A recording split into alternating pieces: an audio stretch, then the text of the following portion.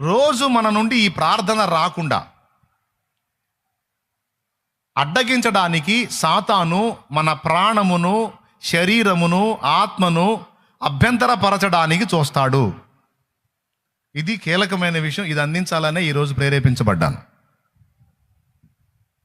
ఇది గుర్తుపెట్టుకోండి మీరు ప్లీజ్. మళ్ళీ ఒకసారి చెప్తున్నాను, ఎన్ని ప్రతికూలతలైనా నువ్వు దేవునికి చెప్పాల్సిన ఆ 4 ముక్కలు మాత్రం నువ్వు చెప్పాల్సిందే ప్రతిరోజు. కానీ అవి చెప్పకుండా దేవునికి నిన్ను అడ్డగించడానికి వాడు త్రివిధ దాడి చేస్తాడు. 3 రకములైన దాడి చేస్తాడు. ఒకటి, వాడు నీ శరీరాన్ని అభ్యంతరపరుస్తాడు, లేదా నీ ప్రాణమును ఇబ్బంది పెడతాడు. అంటే ఎలాగో చెబుతా.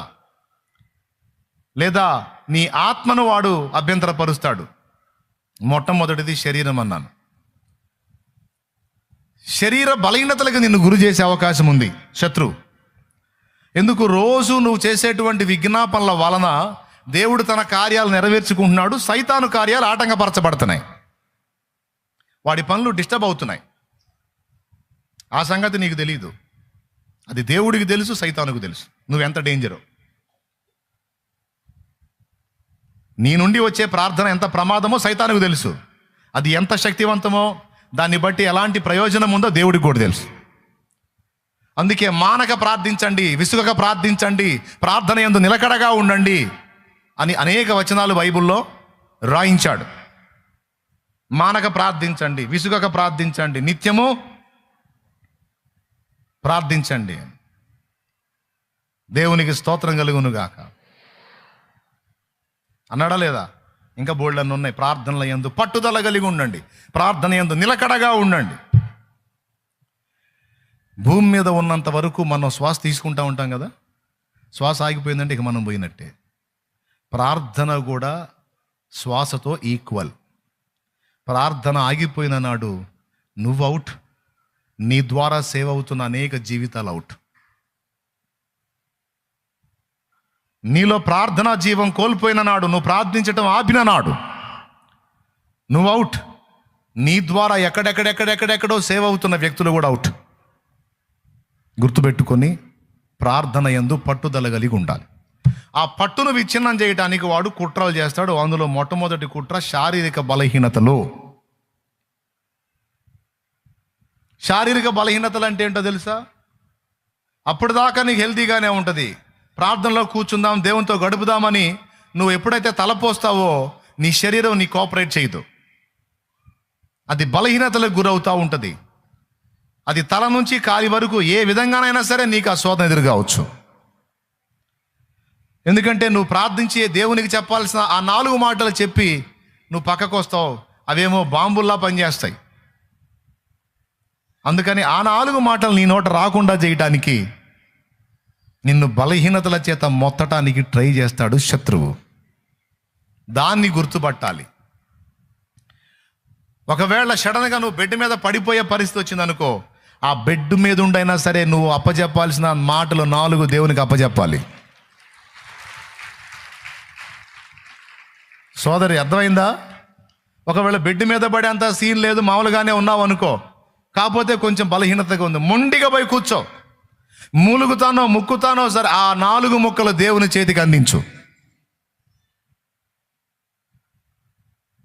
ఈరోజు బాగలేనట్టు ఉందిగా, ఈరోజు ప్రార్థన చెప్పితే కాసేపు పండుకోవచ్చు అంటే, అమ్మ ఆయనకు అప్పచెప్పాల్సిన 4 ముక్కలు అప్పచెప్పకపోతే ఆయన పని ఆగిద్ది. కాబట్టి ఆయనకు అప్పచెప్పాల్సిందే, నేను ఏ స్థితిలో ఉన్నా అనే తీర్మానం చేసుకో. ఎందుకంటే అది చాలా అవసరం. ఎంతమందికి అర్థమవుతుందో ఏమో, మరి నిజంగా అర్థమవుతుందా? థ్యాంక్ యూ, వందనాలు.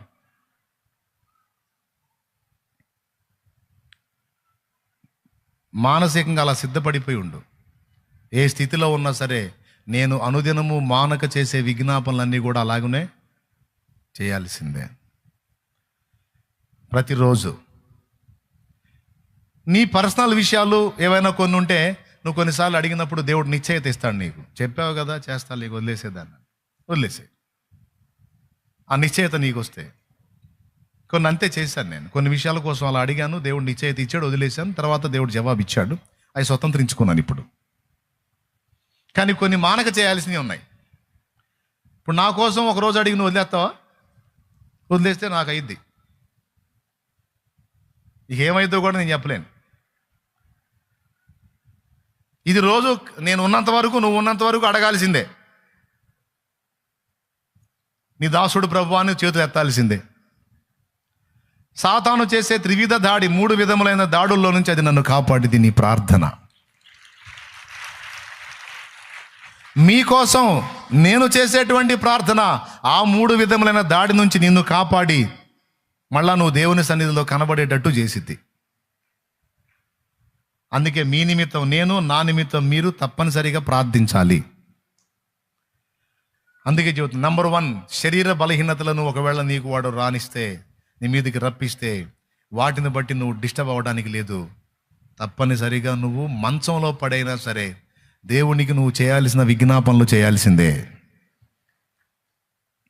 అది నా నిమిత్తం కావచ్చు, దేశం కోసం కావచ్చు, సంఘం కోసం కావచ్చు, వ్యక్తుల కోసం కావచ్చు, నశించిపోతున్న ఆత్మల కోసం కావచ్చు, నీకు దేవుడిచ్చిన భారం సేవకుల కోసం కావచ్చు, సువార్త కోసం కావచ్చు, పరిచర్య విస్తరణ కోసం కావచ్చు, సంఘాల స్థాపన కోసం కావచ్చు, అన్యజనుల రక్షణ కోసం కావచ్చు, అన్యజనుల ప్రాంతముల్లో పరిశుద్ధ సంఘముల ఏర్పాటు విషయమే కావచ్చు, తప్పనిసరిగా నీ ప్రార్థనలో ఇది భాగమై ఉండాలి. అది నీ ఒక సేవగా తీసుకో. నేను ప్రాణంతో ఉన్నా, మూలుగులతో మాట రాకపోతే మూలుగులతోనైనా సరే నేను నా రిపోర్ట్ దేవుని ముందు పెడతానే ఉంటా. రోజు నేను మానను అని నిర్ణయం తీసుకో. 1, శారీరక దాడి జరిగిద్ది. చేయబుద్ధి కాకపోవటం, శరీరం అసౌకర్యంగా అయిపోవటం, అర్థమైందా? ఇవి జరుగుతాయి. అది గుర్తుపట్టి నువ్వు ప్రార్థించటం మానొద్దు. నంబర్ 1. Number 2, mental torture. ప్రార్థన చేయడానికి ఇలాంటి తీర్మానం తీసుకున్న వ్యక్తిని మానసికంగా డిస్టర్బ్ చేయడానికి కూడా వాడు ట్రై చేస్తాడు. అదే ప్రాణమును బాధించుట. ఇది 2వ దాడి. దీనిలోకి వాడు తీసుకొచ్చేది ఏంటంటే, 2వ దానిలో వాడు తీసుకొచ్చేది ఏంటంటే, ఇన్ని ప్రార్థనలు చేశావు, నీ పరిస్థితులు ఏమైనా మారినాయా అంటాడు. నీ కుటుంబం ఏమన్నా బాగుపడిందా? నీ పిల్లలు ఏమన్నా బాగుపడ్డారా? లేకపోతే నీ తల్లిదండ్రుల పరిస్థితులు ఏమన్నా మార్పులు వచ్చినాయా అని వాడు నిన్ను మానసికంగా కృంగదీయటానికి వాడు 2వ పాయింట్ను వాడతాడు. జరిగిద్ది ఖచ్చితంగా. ఒక నిరాశ, నిస్పృహ, నిరుత్సాహం, కృంగుబాటు ఎప్పుడన్నా వచ్చిందా మీకు?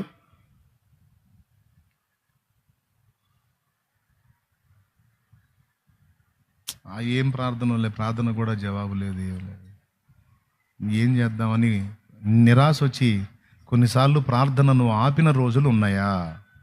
ఉంటే చెప్పు. నేనే ఎదుర్కొన్న శోధన. కొంతమంది చేతులు ఎత్తట్లా అంటే వీళ్ళకి రాలేదేమో అది. మరి చేతులు ఎత్తరే ఇందాక చెప్తే నాకు అలాంటి నిరాశ లేవన్నట్టు పిల్లపిచ్చారే. వచ్చిందా? కొన్నిసార్లు ప్రార్థన చేయకుండా పండుకున్న దినాలు ఉన్నాయా లేవో? అబద్ధాలు ఆడకుండా చెప్పండి. మరేం షో చేస్తారేంది? మరి ఇందాక చెప్పి దేవునికి స్తోత్రం. ఇప్పుడు చెబుతా విను. అది దాడి. నిరాశ ఊబిలోకి దించినప్పుడు వచ్చింది ఈ లక్షణం. అప్పుడు కూడా నీకు ఒక తీర్మానం ఉండాలి. కొంతమంది అయితే మరీ దారుణం, సంచి పక్కనే పెట్టుకుంటాడు, నిరాశ సంచి. అందులో నిరాశ ఊబి ఉంటుంది అనమాట. ఎప్పుడు అవకాశం దొరికితే అప్పుడు టపిమని దూకుతూ ఉంటారు ఆ సంచిలోకి. అందులో నిరాశ బాయి ఉంటుంది, ఎగురు దూకుతూ ఉంటారు. ఈ బాయి ఎక్కడో కాదు, ఎప్పుడు ఎనికిడితే పెట్టుకుంటారు సంచిలో పెట్టుకొని. ఏమైనా అర్థమైందని చెప్పింది మీకు? అంటే రెడీగా ఉంటారు అనమాట అందులో దూకటానికి. కొంచెం ఎదురు దెబ్బ తగిలితే చాలు ఏందో అంతా ఇట్ట అయిపోతుంది. ఊరకనే నీరు గారిపోతారు. ఏం బతుకులో ఏమో నాకు అర్థం కాదు అని నేను అంటున్నాను. కానీ నా బతుకు కూడా అదే. స్తోత్రం. కొద్దిగా ప్రతికూలత తగిలిందంటే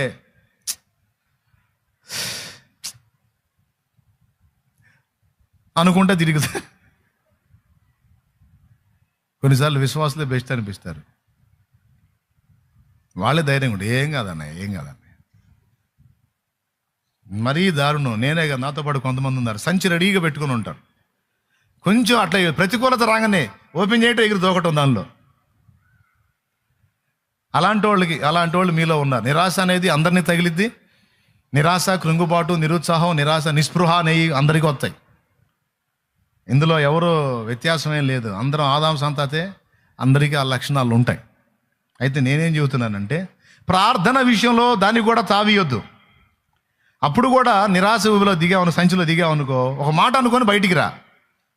సంచి మళ్ళీ వస్తా, నాకు ఆ 4 ముక్కలు ఆయనకి అప్పచెప్పి వచ్చి దూకుతాను.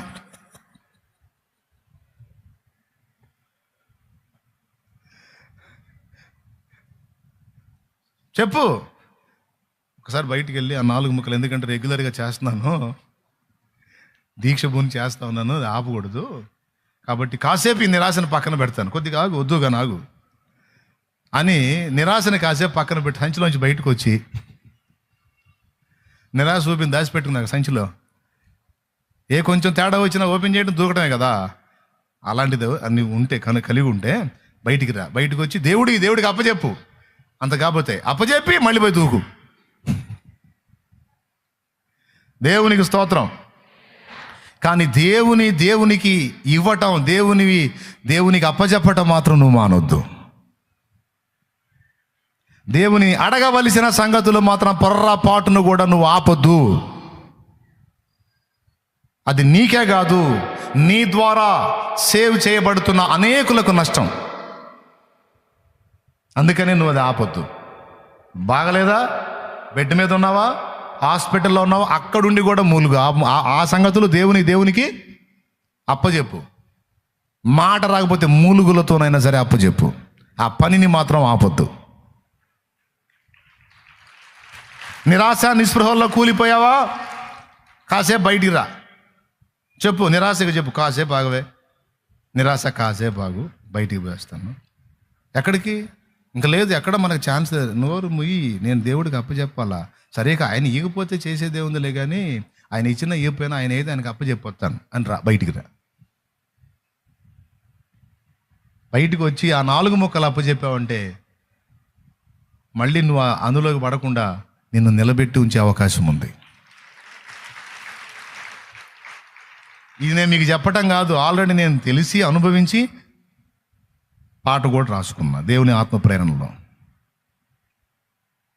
ఓకేనా? నిరాశ ఊబి దిగిరాంది, నీపై ఆశ నన్ను నిలిపింది. నిరాశ ఊబి దిగిరాంది, నీపై ఆశ నన్ను నిలిపింది.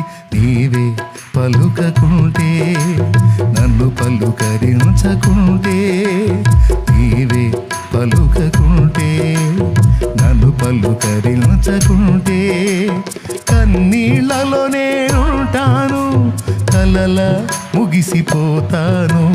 కన్నీళ్లలో నేనుంటాను. మంచి నిరాశలో పాడుకున్న ఈ పాట. దేవునికి స్తోత్రం. మంచి నిరాశలు మీకేనేది, నాకు లేవా? కొంతమంది ఏందోలే అన్నయ్య అంటారు. నా ముందుకు వచ్చినప్పుడు నువ్వు ఏందోలే అనేది, నేనైతే ఇక ఏ కొంచెం ఇబ్బంది అయినా సరే ఏందోలే అనుకుంటూ తిరుగుతాం. నిరాశ నీకు ఉంది, నాకు ఉంది. అయితే దేవుని కృప ఏంటంటే, నిరాశ ఎవరిని ఎంత ప్రభావితం చేసిందో నాకు తెలియదు. అది నా దగ్గరికి వచ్చిన ప్రతిసారి కూడా ప్రభువు పట్ల నాకున్నటువంటి ఆశ, ఆయన యందలి ఈ దీనుడు కలిగి ఉన్న విశ్వాసం, అందులో నుంచి నేను పదే బయటికి రావడానికి కారణమవుతుంది.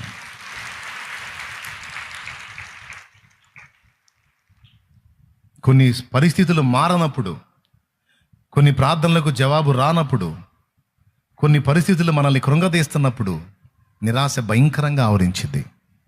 అయినా సరే నా పరిస్థితులకు నువ్వు మార్పు తేకపోయినా, నా పరిస్థితులకు నువ్వు జవాబు ఇవ్వకపోయినా, నేను నీకు చెప్పాల్సిన సంగతులు మాత్రం ఆత్మల కోసం, నీ పరిచర్య కోసం, సాతాను కార్యాల నాశనం కోసం నేను అడిగే మాత్రం మాననయ్యా. ఎందుకంటే ఇది పరిచర్యకి అవసరం. సేవకుల కోసం నేను మొర్ర పెట్టక మానను, ఆత్మల కోసం గోజాడక మానను. నా రిపోర్ట్స్ పంపిస్తానే ఉంటా. ఇక నా పరిస్థితులు మార్చకపో నీ ఇష్టం. ఆయన గమనిస్తాడు. తన పరిస్థితులను పట్టించుకోకుండా నాకు విజ్ఞాపన చేయాల్సిన సంగతులన్నీ రోజు నా బిడ్డ విజ్ఞాపన చేస్తానే ఉందనేది ఆయన గుర్తిస్తాడు. అంతేకాదు నీకు రావాల్సిన విషయాలన్నీ కూడా సమయం ప్రకారం మొత్తం సిద్ధపరిచే ఉంటాడు. దేవునికి స్తోత్రం కలుగును గాక. హల్లెలూయా. సమయం ప్రకారం సిద్ధపరిచే ఉంటాడు. ఏం కలత చెందాల్సిన అవసరం లేదు. అవన్నీ నీకు అందుతాయి. 2,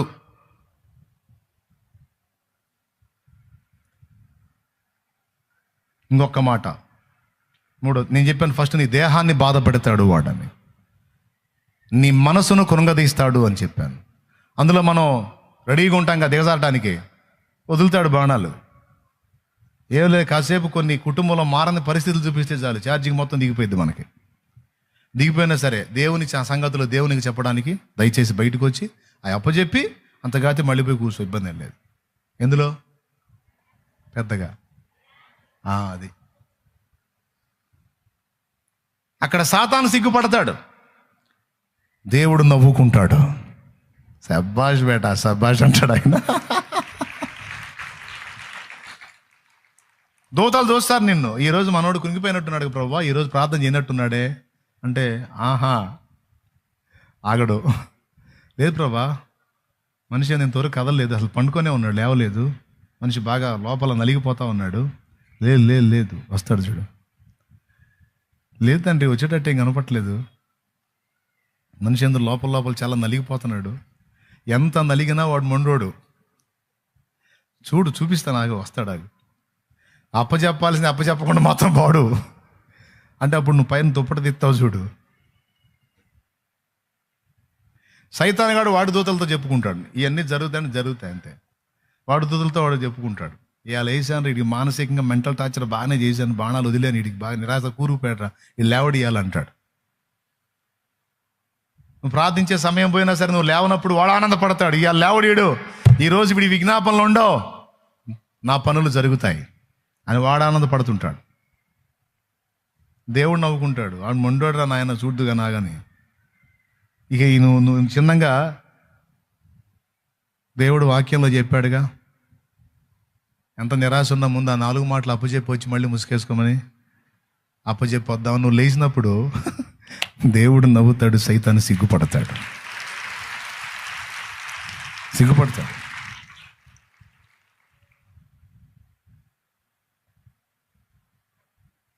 పక్కకి వెళ్ళిపోతాడు. వీడిని ఎంత నిరాశపరిచినా వీడు మారడురా, వీడికి టైం వేస్ట్ రా, వీడి మారడు, వీడు అబ్బో వీడు మొండోడు నాయన, ఏమి మొండిది. అయిపోయింది, వికెట్ పడింది అనుకున్నా, వేసింది ముసుగు అనుకున్నా, తీసిందిగా పోయిందిగా. అబ్బే ఈ మనిషిని మనం కష్టం. ప్రయత్నించి వాడే విసుగు చెందాలి, కానీ నువ్వు మాత్రం వెనక్కి తగ్గే ప్రసక్తే లేదు.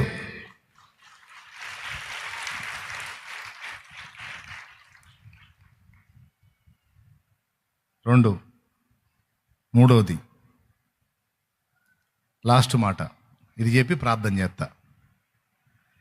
నీ ఆత్మీయ జీవితాన్ని భంగపరిచి నీ ప్రార్థన దేవుడు వినడు అని నిన్ను కృంగదీస్తాడు వాడు. నీ ఆత్మీయ జీవితాన్ని భంగపరిచి నీ ప్రార్థన వినడు అని కృంగదీస్తాడు. ఇది 3వ అస్త్రం.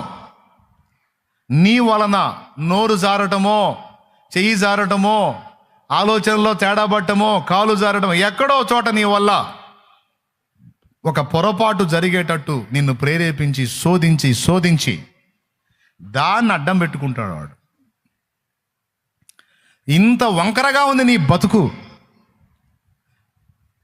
నువ్వు దేవుని మాటలు మాట్లాడుతున్నావు, దేవునికి ప్రార్థన చేస్తున్నావా, కానీ నోరు కుదురుతుందా నీకు?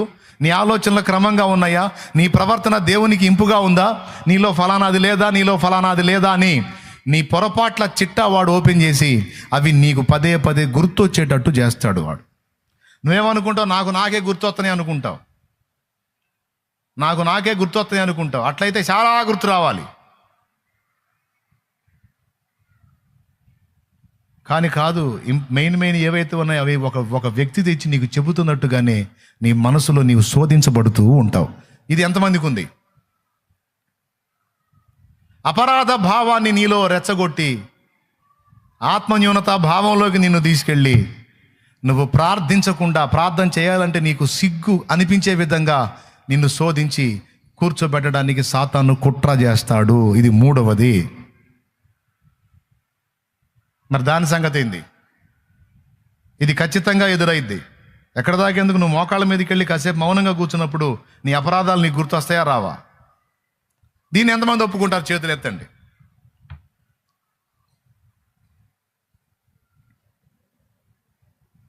రైట్. ఎందుకని అప్పుడే గుర్తు వస్తాయి? నీ మనసుని కకావికలం చేయటానికి. చివరికి ఎలా ఉంటుందంటే పరిస్థితి చెప్తా, అది కూడా విను.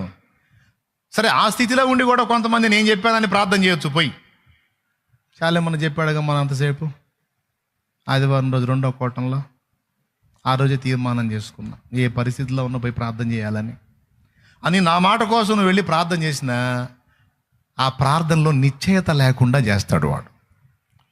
పెద్ద భక్తుడిలాగా అడుగుతున్నావు, కానీ నీ బతుకంతా దేవుడికి తెలుసు. నీలాంటి వాళ్ళ ప్రార్థన దేవుడు వింటాడా?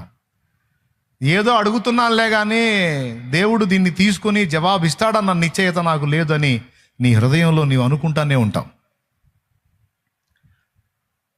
అపరాధాలు ఏమి లేనప్పుడు నువ్వు ప్రార్థన చేసినప్పుడు ఒక ఫీలింగ్ ఉంటుంది, నిశ్చయిత.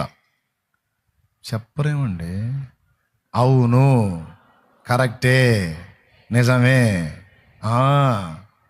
ఏదన్నా తేడా పడ్డప్పుడు నువ్వు మోకాళ్ళై ఆ నిశ్చయిత వచ్చిద్దా? నేను ప్రార్థించాను, దేవుడి దగ్గరికి వెళ్ళింది అన్న నిశ్చయిత వచ్చిద్దా? ఏదో అడుగుతున్నాను. ఆ ప్రార్థనలో దోషం లేనప్పుడు చేసే ప్రార్థన భారంతో ఉంటుంది, దోషం ఉన్నప్పుడు లేదు. ఎటుగుడి వినడగా తేడాగా మనం ప్రభా దేవస్థానం జ్ఞాపకం చేసుకున్నాయన్న, వాళ్ళ సాయం చేయి ప్రభా, చేయవని తెలుసు, నా ప్రార్థన వినవని తెలుసు, చేసేది ఏముందిలే నాయన ప్రభా, మరి ఆత్మ నశించిపోతున్న ఆత్మని రక్షించు ప్రభా, పాపంలో బతుకుతున్నారు, మరి నేను చేసింది ఏందో ప్రభా. నమ్మనోళ్ళు అదే చేస్తున్నా, నిన్ను నమ్ముకొని నేను అంతే తయారయ్యాను ప్రభా, దరిద్రుడు దాన్ని. ఏందోలే నాయన యేసునామములో అడుగుతున్నాను తండ్రి.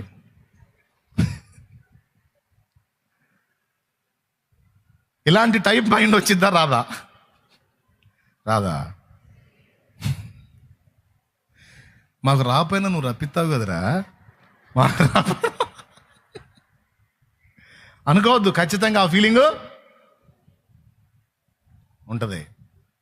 అప్పుడు పాయింట్ చెబుతా, గుర్తుపెట్టుకో. నీవు అనర్హుడివి, అయోగ్యురాలివి అని నీకు అనిపించుచుండగానే కొంతమందికి ఏంది అపరాధాల ఫీలింగ్ ఉండదు. కొంతమందికి ఏ ఫీలింగ్ ఉంటుందో తెలుసా? ఆయన నేను ప్రార్థన చేస్తున్నా కానీ నాకు అంత విశ్వాసం ఉందా? ఇదొక టైప్ మైండ్. నాకంత విశ్వాసం ఉందా? అయినా నేను అడుగుతున్నా కానీ నా ప్రార్థన జవాబు వచ్చిందా? స్తోత్రం స్తోత్రం స్తోత్రం స్తోత్రం. అడుగుతున్నా కానీ నువ్వు ఇస్తావా? ఏందోలే ప్రభా. పాస్టర్ గారు ఒక సంఘంలో వాక్యం చెప్పి అయిపోయిన తర్వాత అని నేను చెప్పటమే కానీ మీరు మారతారా సత్తారా అన్నాడంట.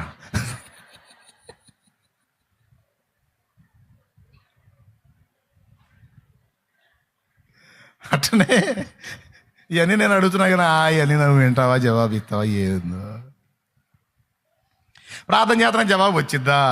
ఏందో ఆశాలే మనం చెప్పటం, మేము చేయటం అట్లా.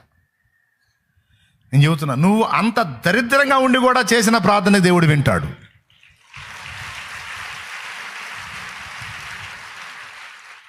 అంత బలహీనమైన విశ్వాస స్థితిలో ఉండి కూడా నీవు చేసిన మనవిని దేవుడు తీసుకుంటాడు అనేది అసలు నేను ఇందాక మూలవాక్యం చదివించిన దానిలో సత్యం. మూలవాక్యం ఏం చదివారు అసలు మీరు ఇంతకీ? ఇది చెప్పడానికే నేను ఈ ముగింపులో మొక్క చెప్పడానికి ఆ స్టార్టింగ్లో పాయింట్ ఎత్తుకున్నాను. మూలవాక్యం ఏం చదివారు ఎవరికైనా గుర్తుందా? పేతురు చెరసాలలో ఉండెను, సంఘమైతే అతని కొరకు అత్యాసక్తితో ప్రార్థన చేయుచుండెను. వీళ్ళు ఎంత విశ్వాస వీరులు, ఎంత యోధులంటే వాళ్ళ ప్రార్థన విని పరలోకము నుండి దూతను పంపి చెరసాలను ఓపెన్ చేసి పేతుర్ని 16 మంది సైనికుల చేతుల్లో పడకుండా బయటికి తీసుకొచ్చి దూత వీళ్ళు ప్రార్థన చేసే స్థలానికి పంపితే ఆ పేతురు వచ్చి తలుపు కొడతంటే రోదే అనే చిన్నపిల్ల పోయి తలుపు తీసి చూసి పేతురు వచ్చాడు, జస్ట్ స్వరం విని తలుపు తీలా, స్వరం విని పేతురు స్వరం గుర్తుపట్టింది, తలుపు తీలా. పిల్లలు కదా ఆనందం, ముందు తలుపు తీయాలని తెలియలా. మమ్మీ మమ్మీ మనం ప్రార్థించామా, పేతురు అంకుల్ వచ్చాడే అనుకుంటూ పోయి ఉండొచ్చు. కానీ వాళ్ళు ఏమన్నారో తెలుసా? నోర్మే పిచ్చిదానా అన్నారు. ఉంది, నీవు వెర్రిదానివనిరి అనుంది. ఇప్పుడు వాళ్ళది ఏ విశ్వాసం అని చూద్దాం. నిద్ర మానుకొని ప్రార్థన అయితే చేస్తున్నారు, కానీ వాళ్ళకు ఒక్క విషయంలో నిశ్చయిత ఉంది. ఏం నిశ్చయితో తెలుసా? మనం అడుగుతున్నాం కానీ పేతురు రాడు, ఏం లేదు. పేతురు వస్తాడన్న నిశ్చయిత కాదు, మనం అడుగుతున్నాం కానీ ఆయన వస్తాడా. అప్పుడు వీళ్ళది బలమైన విశ్వాసమా, బలహీనమైన విశ్వాసమా? చెప్పాలి పక్కా. కానీ మీరు గమనించండి, ఆ బలహీనులైన వారి బలహీన విశ్వాసముని కూడా దేవుడు సీరియస్గా తీసుకుని తన దాసుని బంధ విముక్తిని చేశాడా లేదా? అందుకే నేను కనీసం దీన్ని ఆధారం చేసుకోలేనా, వింటాడా ఏమన్నా చూస్తాడా అనుకుంటానే దండం పెడతా అని చెబుతున్నానండి నేను టోటల్గా. ఏం వింటాడో అని కూర్చోవాకు, ఏం వింటాడో అనుకుంటానే ఖచ్చితంగా తీసుకుంటాడు ఆయన దాన్ని. అది ఇక్కడ పాయింట్ గుర్తుపట్టాల్సింది. నా ప్రార్థన వినడు, ఎందుకంటే అంత విశ్వాసం నా దగ్గర లేదు, అందుకు తగిన దాన్ని తగిన వాడిని నేను కాదు అని నీకు అనిపించుచుండగానే నువ్వు వెళ్ళి నీకున్న కొద్దిపాటి విశ్వాసంలోనే అడుగు. దేవుడు రాసుకోపోతే అప్పుడు అడుగు. దానికి నా మాటలు కాదు, లేఖనమే చూపించారు. పేతురు వచ్చాడా లేదా? కన్ఫర్మ్ వచ్చాడు. పేతురు వచ్చాడు. వాళ్ళు ఏమన్నా నమ్మారు? వచ్చాడు అని చెప్పిన పిల్లని పిచ్చిదాన్ని అన్నారు. అంటే వాళ్ళు కన్ఫర్మ్ అయింది ఏంటి? రాడు అని. వచ్చాడా లేదా? అది అంటే బలహీన విశ్వాసులు చేసిన ప్రార్థన సైతం ఆ బలవంతుడైన దేవుడు సీరియస్గా తీసుకుంటున్నాడు. విశ్వాసంలో బలహీనులైన వాళ్ళు చేసిన ప్రార్థన సైతం దేవుడు తీసుకున్నాడు. రాసుకో, విశ్వాస విషయమై బలహీనులైన వారు చేసిన ప్రార్థన సహా దేవుడు విని జవాబిచ్చాడు అని రాసుకో. మరి నేను ప్రార్థించినప్పుడు కూడా దేవుడు దాన్ని పట్టించుకుంటాడు అని నమ్ము బిడ్డ. ఇక రెండవది, మీకు నమ్మకం కోసం లేచి నిలబడ్డాను, ముగిస్తున్నానని మళ్ళీ మీరు మనశ్శాంతి పాడు చేసుకుంటారు అందుకని. రెండవది, అపరాధములను గుర్తు చేసి కృంగదీస్తాడు కదా వాడు. దానికి కూడా బైబిల్లో రెఫరెన్స్లు ఉన్నాయి. తొట్టుపడ్డాడు, నువ్వు కూడా తొట్టుపడ్డావు, ఏదో డిస్టర్బ్ అయ్యావు. నువ్వు తొట్టుపడ్డావు, ఏదో డిస్టర్బ్ అయ్యావు. కావాలని వ్యూహాత్మకంగా పక్కాగా నువ్వు అది ఎదుర్కోలా, ఊహించలా, అన్ఎక్స్పెక్టెడ్ సడన్గా డిస్టర్బ్ అయ్యావు, శోధించబడ్డావు, ఊహించని రీతిలో ఇరుక్కున్నావు. అక్కడ నీ వల్ల నోటి మాట ద్వారానో, క్రియ ద్వారానో, చూపు ద్వారానో, తలంపు ద్వారానో ఎక్కడో ఏదో పొరపాటు సంభవించింది. దాన్ని తీసుకుంటాడు వాడు. తీసుకొని ప్రార్థనలో నీకు నిశ్చయత లేకుండా చేస్తాడు. సో ఏది ఏమైనా, ఏది చూపించైనా మనల్ని చెడగొట్టడమే వాడి పని. అప్పుడు నువ్వు గుర్తుపెట్టుకో, నీకు బైబిల్లో నుంచి కొన్ని ఆధారాలు చూపిస్తా. దావీదు క్రమముగా ఉన్నప్పుడు దేవుడు దావీదు ప్రార్థన విన్నాడు. దావీదు తొట్టుపడ్డప్పుడు కూడా దావీదు ప్రార్థన దేవుడు విన్నాడని బైబిల్ చెబుతుంది. దేవునికి మహిమ. హల్లెలూయా. ఓడిపోయిన వారి దేవుడు అనే పుస్తకం చదివారా? స్టాల్లో ఉంటుంది, ఓడిపోయిన వారి దేవుడు అని. అది తర్వాత ప్రియమైన అమ్మకు అనేది ఒకటి. 2 సేవకుల కొరకు. ప్రియమైన అమ్మకు అనే పుస్తకం నేను రాసింది కాదు, చాలామందికి తెలియదు. అది ఒక చిన్నపిల్ల రాసింది. అది ఒక ఆడపిల్ల, ఒక చిన్నపిల్ల రాసిన పుస్తకం. అది నాకు నచ్చి ప్రింట్ చేయించా. చాలామంది నేను రాశాను అనుకున్నారు కదా, ఒక ఆడపిల్ల రాసింది యథార్థంగా. ఆ 3 పుస్తకాలు కూడా ఆ పిల్లే రాసింది. 2 నేను వాక్యం అందించినప్పుడు విని ఆ టాపిక్స్ రాసింది. ఇలాగ నేను వాక్యం చెప్పినప్పుడు అది తీసుకొని ఆ బుక్స్ రాసింది. ఆ 3 పుస్తకాలు 20 ఏళ్ల కంటే తక్కువ ప్రాయం ఉన్న ఒక చిన్నపిల్ల రాసింది. దేవునికి స్తోత్రం కలుగును గాక. నా రచనలు కాదై, ఒక ఆడపిల్ల రచనలై. ఇప్పుడన్నా తీసుకొని చదవండి, ఇప్పుడు రోషం కలిగిద్ది మీకు. దేవునికి స్తోత్రం. ఓడిపోయిన వారి దేవుడు అనే పుస్తకంలో ఆ మ్యాటర్ ఉంటుంది. వాస్తవంగా దావీదు తొట్టుపడతాడు, డిస్టర్బ్ అవుతాడు, పొరపాటు పడతాడు, శాపం పొందుతాడు నాతాను ద్వారా, దేవుని శాపం. ఆ శాపాన్ని అనుభవిస్తున్న వేళ దావీదు ఒక ప్రార్థన చేస్తాడు. తన కుమారుడైన అబ్షాలోము దగ్గర అహీతోపేలు అనేవాడు ఉంటాడు. వాడు దావీదు మీద యుద్ధం చేసి దావీదును చంపేయమని దురాలోచనలు చెప్తా ఉంటాడు కొడుక్కి. నీ తండ్రి మీద తిరుగుబాటు చేయని, నీ తండ్రి నీ ప్రాణాలతో బ్రతకనియొద్దు, డేంజర్ ఆయన చంపేయని. ఈ ఆలోచన వాడు చెప్తున్నాడన్న సంగతి ఎవరికి తెలిసిద్ది?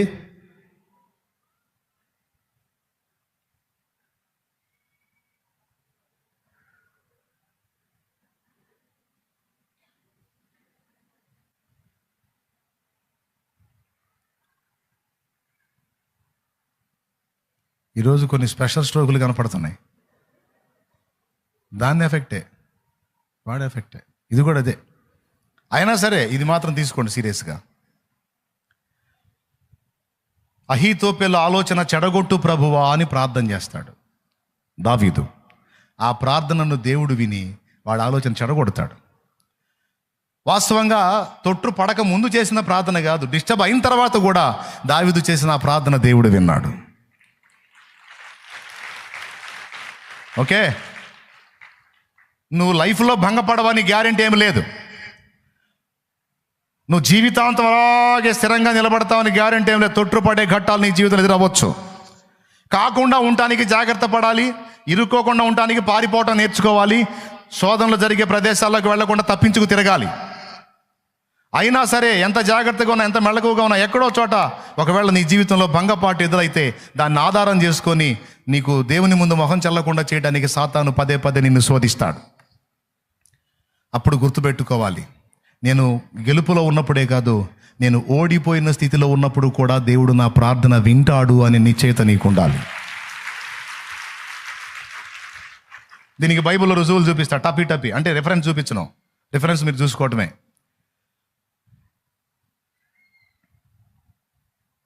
ఇప్పుడు దావీదు చెప్పాను, అహీతోపెలు ఆలోచన చెడగొట్టవా ప్రభు అంటే ఆ చెడగొట్టాడు. సంసోను తేడా పడ్డాడు దెలీలా దగ్గర, అభిషేకం పోగొట్టుకున్నాడు. కానీ ఆ స్థితిలో ఉండి కూడా పడిపోయిన వారి మీద కృప చూపే దేవా, దయచేసి నా ప్రార్థన ఆలకించమని సంసోను అడిగినప్పుడు దేవుడు అతన్ని అసహించుకోలేదు. ఆ స్థితిలో ఉన్న సంసోను ప్రార్థన దేవుడు విని వాళ్ళందరి మీద జయమిచ్చాడు. 2, 3 సౌలు పరమ దరిద్రమైన పనులు చేశాడు. సౌలు యాజకుల్ని చంపాడు, ప్రవక్తను ఇబ్బంది పెట్టాడు, దేవుని మీద తిరుగుబాటు చేశాడు అనేక సార్లు.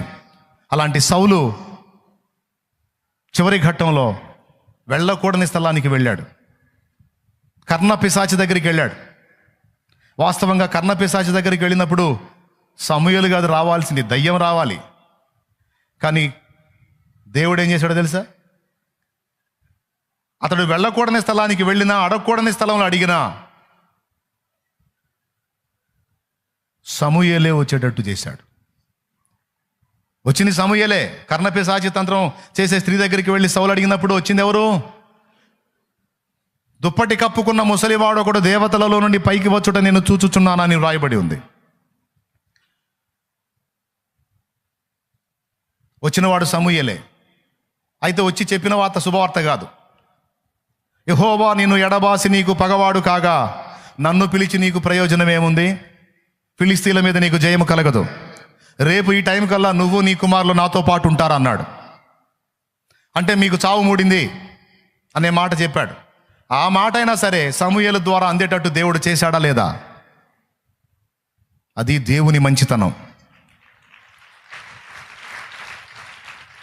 ఏమైనా అర్థమైందని చెప్పింది? అంటే తొట్టుపడ్డ వారి ప్రార్థన కూడా, తొట్టుపడి డిస్టర్బ్ అయి భంగపడి ఉన్నటువంటి వారి ప్రార్థన కూడా దేవుడు విని జవాబులు ఇచ్చినట్టుగా బైబిల్లో సాక్ష్యం ఉంది. కాబట్టి సాతాను నిన్ను శోధించనీయొద్దు. డిస్టర్బ్ అయ్యావా, తొట్టుపడ్డావా, అట్లయితే పడ్డకాడ కూర్చోవద్దు. పరిగెత్తు దేవుని పాదాల దగ్గరికి వెళ్ళి ఆయన కాళ్ళు పట్టుకొని పెనవేసుకొని కన్నీరు గార్చి దేవుణ్ణి అడిగి మళ్ళా నీ ప్రార్థన క్రమాన్ని నువ్వు కొనసాగించాల్సిందే. ఆయన నీ ప్రార్థన వింటాడు. ఈ మాటలను ఆధారం చేసుకొని తొట్టు పట్టానికి ట్రై చేయొద్దు. అర్థమైందా? ఈ మాటలను ఆధారం, నేను పడ్డా లేపుతాడులే దేవుడు అనుకొని పోయి పడితే అది సోది పని. నీళ్ళు ఉన్నాయిలన్నీ బురదలో దిగినట్టు ఉంటుంది. వద్దొద్దు. దానివల్ల కొన్ని శారీరక శ్రమలు అనుభవించాల్సి వచ్చింది. నువ్వు కొన్ని రకాల ఇబ్బందులు పడాల్సి వచ్చింది. దయ్యానికి చిక్కే ఛాన్స్ కూడా ఉంటుంది. కృప ఉంది కదా అని పాపం చేయదుమా అట్లా అన్నరాదు. కానీ ఈ మాట నేను ఎందుకు చెప్పానంటే ఆల్రెడీ ఇప్పటికే కొంతమంది డిస్టర్బ్ అయి ఉండొచ్చు, సాతాను చేత శోధింపబడి తొట్టుపడి ఉండొచ్చు. వాళ్ళని లేవనెత్తడానికి ఈ మాటలు చెప్తున్నాను కానీ నిలబడ్డాడు పట్టానికి కాదు. ఏమైనా అర్థమైందా నేను చెప్పింది? అట్టయితే లే, ఇంకా చాలు. 1:50 దాటింది, లే అంటే ఇంకా 2 కాలేదని. తొందరగా లేవండి, అయిపోయింది.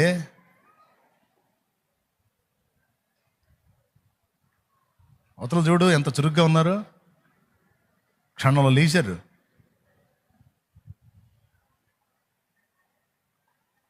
ఇంక పోండి. పడిపోయిన వారి మీద కూడా కృప చూపి తిరిగి నిలబెట్టుకున్న దేవుడు, వారి ప్రార్థన కూడా విని జవాబిచ్చిన నా తండ్రి. కాబట్టి ఈ సంగతులు దయచేసి మిస్ అవ్వద్దు. నీ శరీరాన్ని బలహీనపరిచి ప్రార్థన చేయకుండా ఆటంకపరిచిన, మనసుని భంగపరిచి ప్రార్థనను ఆటంకపరిచిన, ఆత్మీయ జీవితంలో తొట్టుపాట్లు కలిగించి ప్రార్థన ఆపేయటాన్ని చూసినా నువ్వు లొంగొద్దు. దీక్షాబద్ధురాలివై ప్రతిదినం మానక నీవు దేవునికి మొర్ర పెట్టాలి. ఆమేన్.